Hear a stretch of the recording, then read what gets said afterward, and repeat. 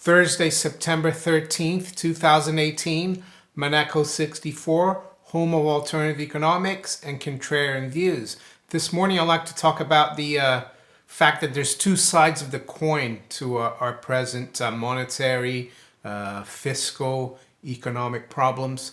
Am I trying to take the blame away from the powers that be, the people who have created our current monetary banking system? No, but I'm also trying to pass some of the blame, because we need to be realistic, to the general public. And I'll talk about that, of course, further in depth after we look at the markets this morning, of course.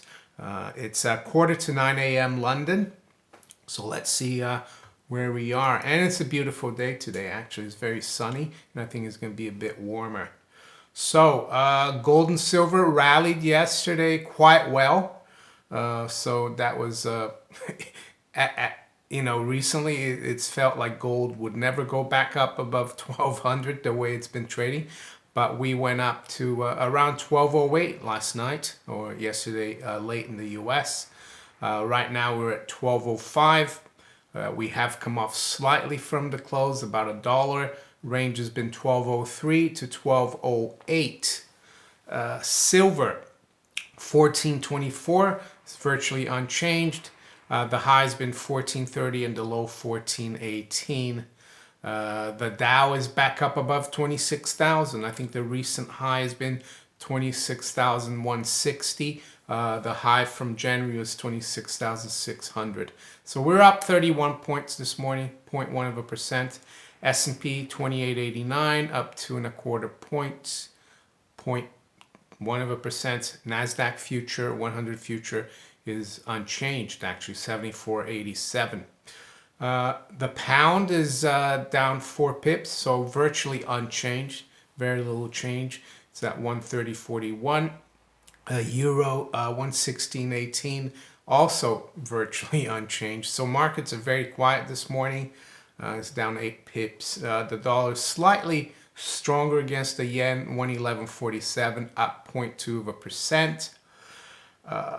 Dollar yuan, dollar is up 0.25% against the yuan at 6.85 Chinese currency. The WTI crude 69.73. It's up, down 0.2%. We've gotten recently back up above 70. Brent crude is looking very good on the charts. We're very near all-time highs. It's at 79.32. It's up 0.33% this morning, though. Currencies, emerging market currencies. Turkish lira, it seems to be under control right now. Dollar's at 6.37, so we've actually dropped a little bit, the dollar, since yesterday. The Brazilian real the dollar closed at 4.17, so still not out of the woods. Bond markets, U.S. 10-year yield, it's at 2.97, up 1 basis points. The Italian 10-year is up 3 at 2.98, so still not much happening in those markets. One thing I would say, I saw a headline yesterday about Goldman Sachs. The fact that I think it's been down about 8 or 9 straight days, the stock of Goldman Sachs. I mean, it's not collapsing or anything, but we need to keep an eye on that, I think. Maybe Goldman Sachs, are we forming a top here? We are below the highs from 2006 in that stock. And it looks like we could be forming like a big head and shoulder in Goldman Sachs. Is that important? Maybe, maybe not. We'll have to see. The two sides of the coin. Well, I remember when I was at the Mises Institute for the 20th anniversary in 2002. Ron Paul was there, and he was attending one of the lectures that I was attending. You could choose wherever you went during that talk. It was like a 20th anniversary, and they had a conference. They had all the Austrian economists. You could choose to go listen to so and so or someone else, And I would happen to be in the same lecture as Ron Paul, and the lecture finished, and he was still sitting there, and I went for a chat, and we started speaking about gold and economic freedom, which is the article or essay Greenspan wrote, I think, in 1966, when he was a libertarian and an Ayn Rand disciple, so to speak. And in there, he clearly stated how gold and economic freedom are both anathema to big government, to socialists, to statists. Doesn't even only have to be socialists on the left. It can be, conservatives on the right, because they both keep spending. It's just a different kind of perception, I think. So that's why nothing changes: Democrat, Republican, Labour, Conservative in the UK. And I asked him, because I'd heard that he had that essay autographed by Greenspan when he was in Congress, because he used to participate in the hearings, testimonies that Greenspan was in the House. And he said he went up to Greenspan once and asked him to autograph that essay. And he asked Greenspan, "Do you still believe in that?" And Greenspan said, "Yeah, I haven't changed one bit in my beliefs. Gold protects economic freedom. Fiat money doesn't, because politicians have the wherewithal to buy votes, on both sides of the spectrum, for welfare, warfare." And and he also said it's until the public realizes this. He said it's not going to change. It's all down to the politics. And what does that mean? Well, so why do politicians buy votes? Because the general public, most people like having something for nothing. And that's the whole power of this system of fiat money, central banking, inflation, and debt.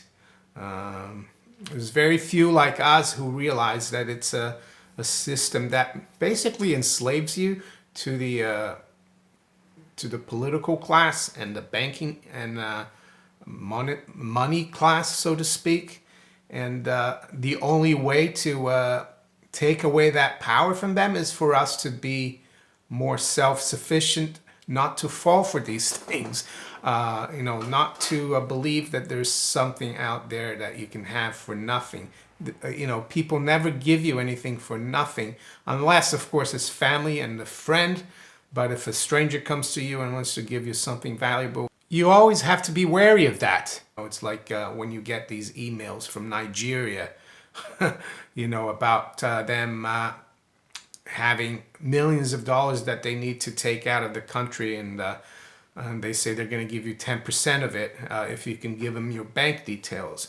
So that's what I wanted to talk about today. Yes, our system is corrupt, fraudulent, but the general public helps perpetuate it.